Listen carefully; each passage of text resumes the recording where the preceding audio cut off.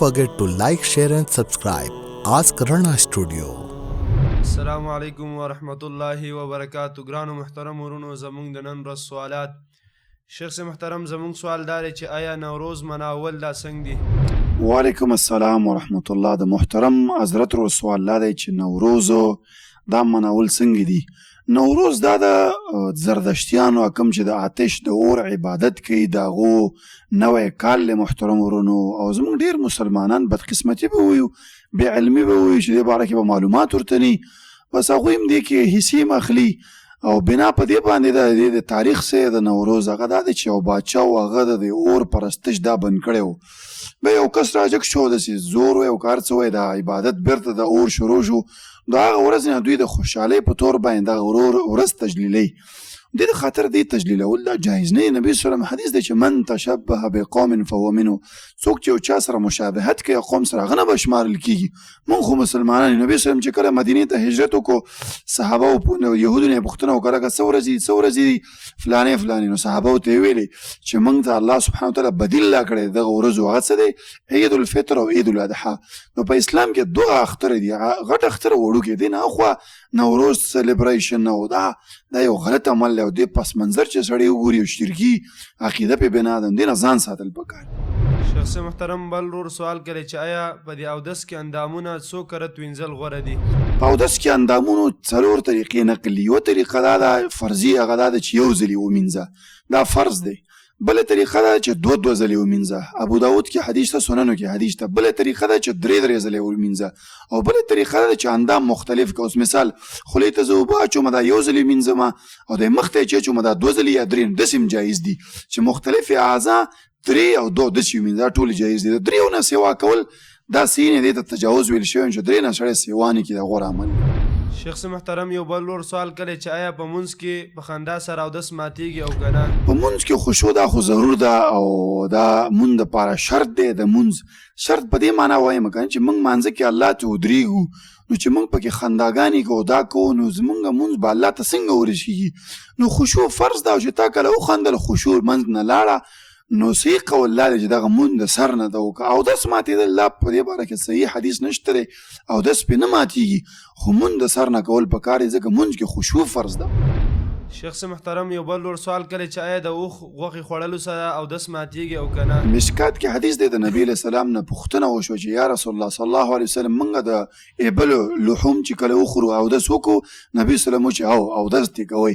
نو کله چې یو انسان د اوښ غوښه وخوړله په هغه سره اودس ماتېږي. محترم ورونو، د اودس نواقض یو څو شیانې دي. ما خرج من السبیلین، د مخکې شا لارې نه چې څه ووتل، مس ذکر فلیتوضا، حدیث کې راځي ذکر ته لاس وروړو، بربنډ دې لاس وروړو، منځ کې حایل کپړه نشته، اودس ماتېږي. په خوب باندې اودس ماتېږي، او د اوښ غوښه چې سړی وخوري په دې باندې اودس ماتېږي. ولې ماتېږي؟ والله عالم. شریعت بعضې احکام دي چې موږ یې په حکمت نه پوهېږو.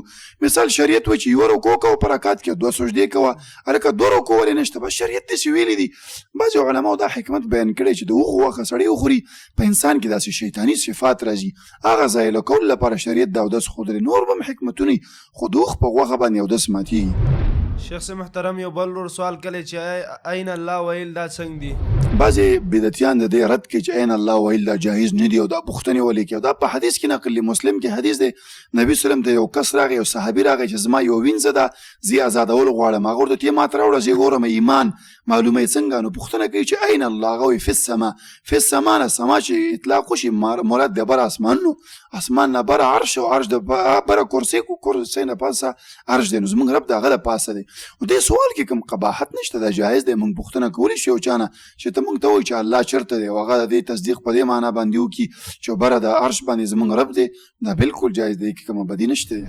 شیخ سے محترم یو بل لور دا سوال کوي چې آیا د سپیخ کار خوړل دا څنګه دي؟ سپیخ کار خوړل دا جایز دي، خو هله چې تا ټرین کړي، داسې نه چې په کور کې سپی یو بس یو څه پسې ورمنډه کې وسته خوراک دې وکړې، نه، تا ټرین کړی چې دا ښکار ستا لپاره وکړي. شرطونه پکې شته دی. ګوره ته چې کله سپی خوشي کې د الله نوم یادول، او بل لا سپی چې کله ورخوشي کې هغه ښکار ستا لپاره نیولی، د دې به علامه څه یي؟ ګوره ته چې کله هغه مثال یو شی تا ته ونیو، ته ورشي هغه نه خوراک نه دی کړی، چې خوراک یې نه دی کړی، نو دغه ښکار یې ستا لپاره نیولی، نو هغه به یې ته خوړلی شي. او که ته ورغلې یوه حصه یې هغه هم خوړلې ده، نو هغه نه بیا خوراک نه کوي، هغه ښکار ستا لپاره نه دی کړی، ځان لپاره یې کړی. شیخ سے محترم یو بل ورور سوال کړی دی چې آیا د مړو دپاره ختمونه کول دا څنګه دي؟ د مړو دپاره ختمونه کول یا بعضې وایي چې ایصال ثواب مړو دپاره کم کارونه جایز دي چې یو مسلمان یې وکړي. نبي صلی الله علیه وسلم چې اذا مات الانسان انقطع عنه عمله، انسان چې کله مړ شي ټول عملونه یې ختم شي. مطلب یو شی تا لپاره فایده نه رسوي، میټر دی ودرېده، سوا د یو څو عملونو نه چې هغه شریعت ویلي دي. اولاد دې صالح دی، هغه درته لپاره دعا غواړي یا صدقه کوي، یا تا علم نافع کړی، شاګردان دې درلودلي هغه ته علم دې ورښودلی، هغوی خلکو ته ورښي، د اجر به درځي. یا صدقه جاریه، صدقه جاریه کوی، مسجد مدرسه دې جوړه کړي، د اجر به درځي.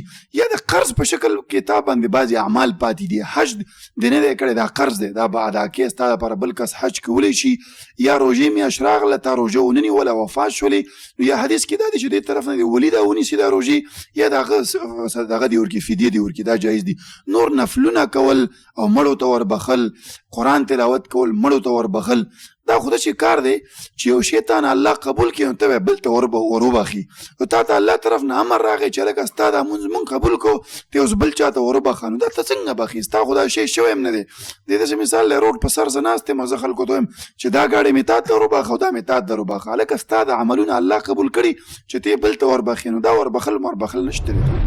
شیخ سے محترم یو ورور سوال کړی چې آیا دا بعضې خلک خوب ځان دپاره دلیل نیسي؟ شیخ سے محترم دا زمونږ دپاره دلیل کیدی شي او که نه خوب چېرته هم دلیل نشي کېدلی. دلیل په دې معنا باندې چې ته خوب ووینې چې لکه بېګا ما ته خوب راغی چې لکه دا مونځ 3-4 رکعتو په ځای مثال فرض دا 5 کوي، دا دلیل نه دی. شرایط کې د دلیل نه ویل کېږي. یا خوب مې ولید فلانې او 10 طریقې دا به ده چې وکړي، د خوب باندې د شرعي احکام نشي بنا کېدلی. او شو خوب یو اشاره ده. اشاره څنګه؟ نبی صلی الله علیه وسلم وایي خوب د نبوت 4 جز دی. څنګه نبی صلی الله علیه وسلم چې کله نبی کېده اول 6 میاشتې خوبونه لیدل او 23 کاله نبی صلی الله علیه وسلم نبوت تیر کړی، نو دا تقسیم کړي نو 4 جوړېږي، 4 یې 6 میاشتې 4. نو تا خوب ولیده، مثال په خوب کې دی ولیده شوده دی مثال ولیده، نو دې باندې ته دا بنا کولی شي یو کس اسکي چې هلکه به دې کس کې به دین راځي. ځکه نبي علیه السلام هغه حدیث چې ابوبکر رضی الله عنه یې لیدلی، بیا عمر رضی الله عنه، داسې یو ښه تعبیر ته اخیستلی شي. نور په دې باندې ته احکام نشي بنا کولی چې بس خوب مې ولید، لکه بدعتیان اکثر دا کار کوي، خوب مې ولید فلاني مشر سره نبي علیه السلام ولاړ او ویلې چې هلکه دې سره به په جلسه کې هم شاملېږي او دې سره به ته په مدرسه کې هم شاملېږي. نو خپل ځان دپاره دا خوب یو دلیل نیسي چې هلکه مونږ چې په حق باندې ولې زمونږ نبی علیه السلام په خوب لیدلی. یو کسو خوب بیانه تبلیغي و، وایي راشي زمونږ د صاحب وایي خوب لیدی. څنګه؟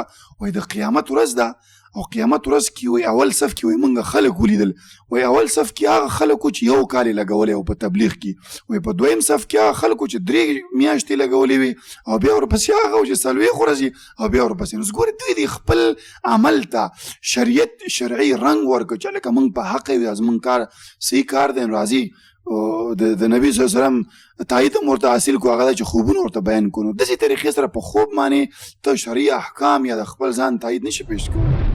شیخ سے محترم یو بل ور سوال کړی چې آیا د منځونو کې سستی کوونکي څه حکم دی؟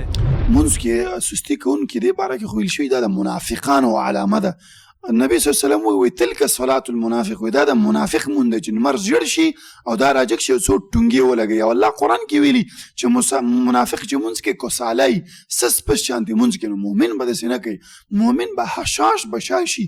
مونځ ته چې ورځي دا د الله سره خبرې کوي. حدیث کې راځي چې کله ته الحمدلله رب العالمین وایي بره په اسمانونو کې رب تا ته جواب درکوي. نو ته چې کله مړ پړ لګیا او بس ځانونه هم پکې ګری او کله سر ګری او کله خېټه ګری او هر څه دي بېتولي، نو داسې مونځ خو د مؤمن صفت نشي کېدلی. مؤمن د چې کله مونځ کوي نو دا به دا سوچ راولي چې زه الله ته ګورم، که دا نشي کولی وایي الله ما ته ګوري، د احسان درجه چې ده. یا داسې مونځ وکړه چې دا مې اخرنی مونځ دی. فرض کړه زه تا ته وایم چې لکه تا باندې به اوس مرګ حکم وي، تا به پانسي کېږي، تا باندې به پانسي لګول کېږي، نو ستا د اخرنی مونځ دی، دا دې وکړه. نو په دغه مونځ کې به ته ژړام کې، فریاد به هم کې، هر څه به کې. نو ته چې کله مونځ کې نو په دغه طریقې سره به کې. Don't forget to like, share and subscribe Rana Studio.